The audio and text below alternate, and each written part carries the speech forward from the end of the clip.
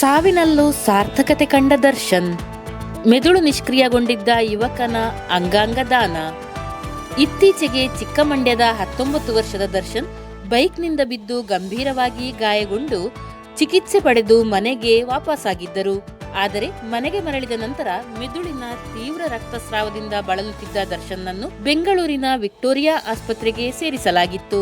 ಅಲ್ಲಿ ವೈದ್ಯರು ಆತನ ಮೆದುಳು ನಿಷ್ಕ್ರಿಯಗೊಂಡಿರುವುದನ್ನು ಖಚಿತಪಡಿಸಿದ್ದರು. ನಂತರ ಜೀವ ಸಾರ್ಥಕತೆ ಎಂಬ ಅಂಗಾಂಗ ದಾನ ಸಂಸ್ಥೆಯು ಆಪ್ತ ಸಮಾಲೋಚನೆ ನಡೆಸಿದ ನಂತರ ದರ್ಶನ್ ಕುಟುಂಬ ಅಂಗಾಂಗ ದಾನದ ಪ್ರಕ್ರಿಯೆಗೆ ಮುಂದಾಯಿತು. ಶಸ್ತ್ರಚಿಕಿತ್ಸೆ ನಡೆಸಿ ಯಕೃತ್ತನ್ನು 26 ವರ್ಷದ ಯುವಕನಿಗೆ, ಒಂದು ಮೂತ್ರಪಿಂಡವನ್ನು 26 ವರ್ಷದ ತರುಣನಿಗೆ ಮತ್ತು ಇನ್ನೊಂದು ಮೂತ್ರಪಿಂಡವನ್ನು 38 ವರ್ಷದ ಪುರುಷನಿಗೆ ದಾನ ಮಾಡಲಾಯಿತು.